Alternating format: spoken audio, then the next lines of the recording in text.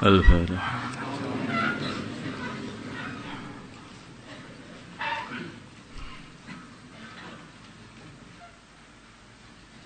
Bahsul Masail Senin 8 Rabiul Tsani 1442 Hijriah 23 November 2020 Masehi.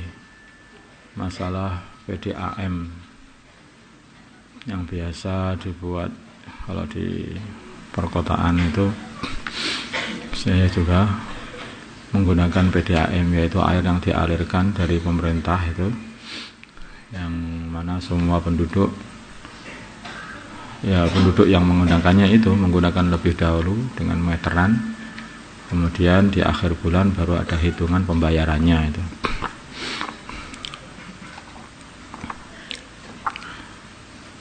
Pertanyaan, apakah jenis akad apakah?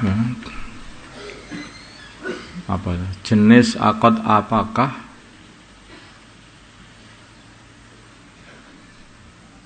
Akad yang ada pada PDAM tersebut.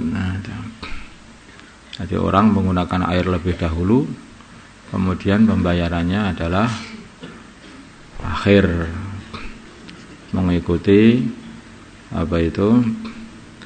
meteran di situ itu.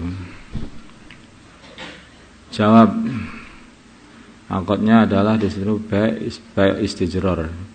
Sebagian ulama juga ada yang membolehkan bai istijrar ini. Di antaranya adalah Imam Ghazali. Atau dhamanul itlaf juga, yaitu ganti barang yang dirusakkan. Karena sudah ngambil barang terus ganti gitu. Kalau bai namanya istijrar saja, mengambil sedikit demi sedikit, terus kemudian kalau sudah akhir bulan nanti ada hisab penghitungannya, baru dibayar. Itu kan nggak ada akad-akatan beli sekian liter, kan nggak ada. Nanti langsung saja gunakan begitu saja, baru dihitung di akhirnya. Nah, seperti itu juga dibolehkan menurut Imam Ghazali, ada yang membolehkan.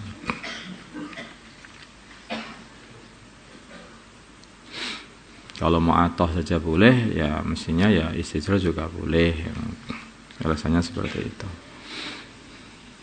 Mu'atoh ya kayak ngambil di toko itu, ngambil itu. Terus kemudian turun bayar gitu saja. Tidak ada saya jual, saya beli sana. Saya jual, saya terima, saya beli, enggak ada ya. Seharusnya kan jual beli itu harusnya seperti itu. Tetapi memang sekarang itu jual beli ini juga yang ngambil begitu saja terus membayar, kadang diem semua 1000 bahasa. Yang seperti itu gimana itu seperti itu? Dan itu sudah jadi biasa di kehidupan itu. Sama-sama taunya.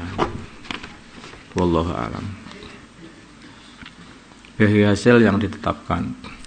Bagaimana hukum investasi dengan menentukan penghasilan setiap bulannya? Menentukan penghasilan setiap bulannya. Contoh, seseorang investasi 20 juta kepada peternak ayam. Dengan perjanjian setiap bulannya ditentukan bagian untuknya sebesar 2 juta. Pokoknya dia ikut investasi di peternakan ayam. Enggak tahu apakah kondisi peternakan ayam itu bagaimana. Pokoknya yang penting dia mendapat 2 juta setiap bulannya, begitu saja. Yang seperti ini tidak sah. Harusnya kalau memang bagi hasil ya bagi hasil gitu saja. Apa hasilnya dibagi, tapi ini ditentukan.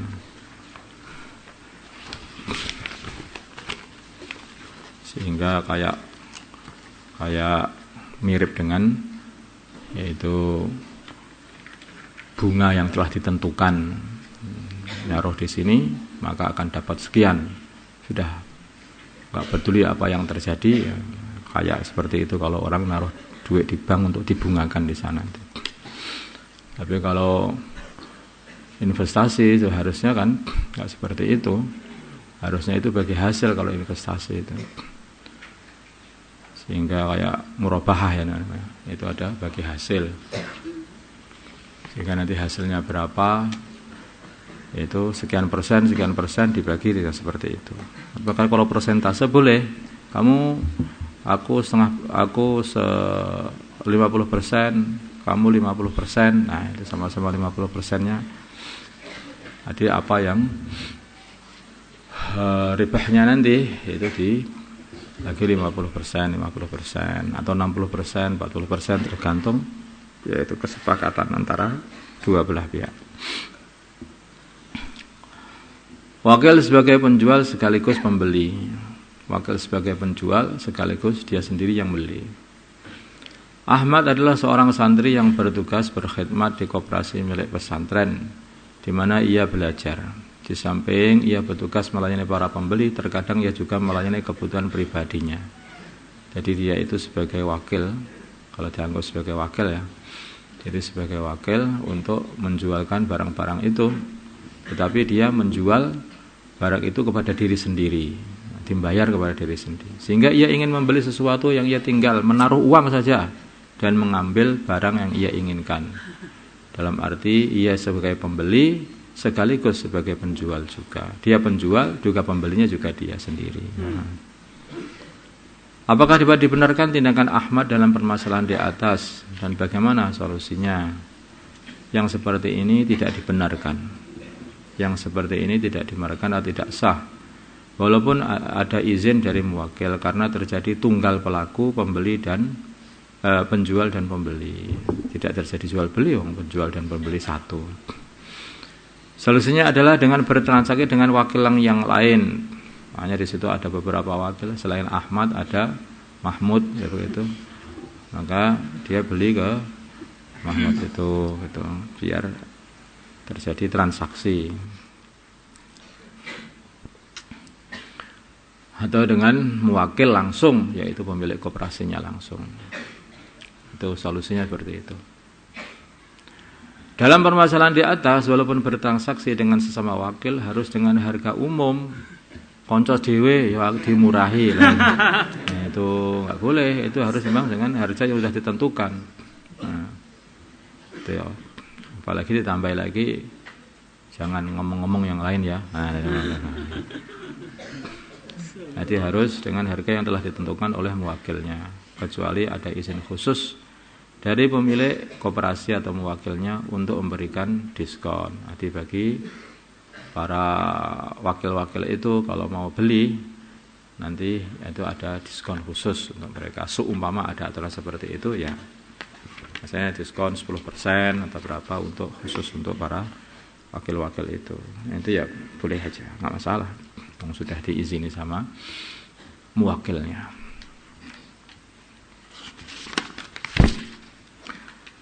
Masalah kotoran cicak.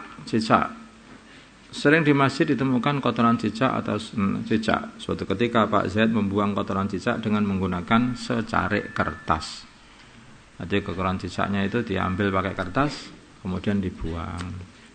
Bagaimana hukum membuang kotoran cicak dengan menggunakan kertas? Boleh saja, asalkan kertas tersebut tidak terdapat tulisan yang harus dimuliakan, seperti ayat Al-Quran, asma'nya Allah, dan ilmu-ilmu agama. Karena kalau sudah ditulisi dengan tulisan-tulisan ilmu agama, Al-Quran, Bismillah, dan sebagainya, maka itu kertas itu kertas yang mulia, tidak boleh dibuat untuk ngambil kotoran. Bahkan ada seseorang itu jadi wali hanya gara-gara menghormati tulisan-tulisan yang mulia begini. Ada tulisan Bismillah, kemudian diambil, dikasih minyak wangi, dia simpan dengan baik. Allah Subhanahu wa taala ridho, kemudian difutuh sehingga dia menjadi orang yang soleh. Yang nakal-nakal itu loh, kalau pengen jadi yang soleh, jangan meletakkan Quran, mushaf di sembarang tempat. Ini kalau dibalik, ya nggak tahu jadinya, takutnya kebalik. Yang soleh-soleh itu loh, itu meletakkan mushaf, kitab-kitab agama sembarangan, akhirnya jadi nakal. Karena itu terjadi, yang nakal-nakal karena menghormati kitab agama jadi soleh, nanti yang soleh-soleh ya, karena tidak menghormati kitab-kitab agama jadi nakal. Repot kalau sudah begitu. wafat sebelum berkeluarga. Ada aja ini. Seorang wanita beriman yang meninggal sebelum menikah. Kelak siapakah suaminya nanti di surga? Pak kelihatannya itu ya nggak tahu lah, pengen suami di surga sana. Dan seorang laki-laki beriman yang meninggal dunia sebelum ia menikah, apakah nanti di surga mendapat istri dari wanita dunia? Ya. Jawab, dalam suatu riwayat diceritakan, bagi wanita beriman yang meninggal dunia sedangkan ia belum menikah, maka kelak di surga akan dinikahkan dengan orang yang menggembirakan dia.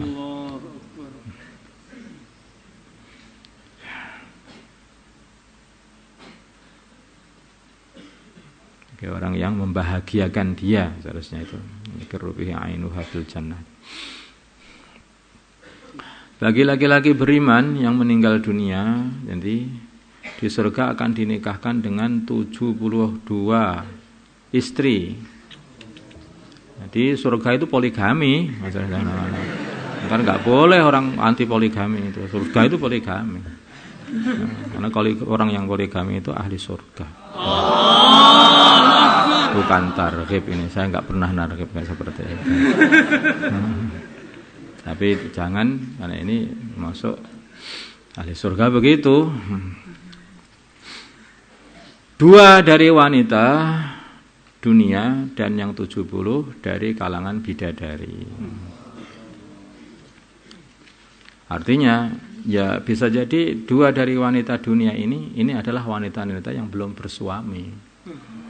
Nah, yang tadi mau dinikahkan dengan orang yang akan membahagiakan dia itu ya akan dinikahkan dengan orang-orang seperti ini. Seperti Sayyidah Maryam, yang mana beliau itu juga tidak punya suami di dunia ini, tetapi beliau akan dinikahkan dengan laki-laki yang membahagiakan beliau, yaitu baginda Nabi Muhammad SAW. Makin soleh seorang wanita, makin soleh pula nanti suaminya.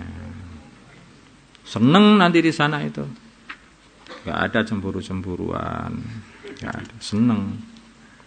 Di wanita surga itu seneng, melihat suaminya itu seneng, juga tambah seneng.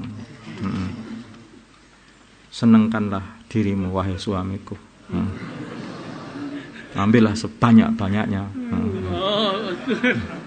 Sekarang sudah di surga, terserah kamu. Karena aku adalah wanita yang solihah. Kalau kamu pengen tahu wanita yang solihah seperti itu, ada loh wanita solihah itu di dunia ya sudah kayak wanita surga itu ada. Nah, ini yang dengar jangan sampai kamu itu wanita surga, wanita neraka. Jangan bilang begitu sama istrinya. Itu dibuat senjata, enggak seperti itu. Namanya wanita dia punya perasaan. Tapi jangan terasa-rasa gitu loh. Nah, istilah baperan. Nah, tidak seperti itu orang itu. Biasa aja, dunia aja. Bentar aja.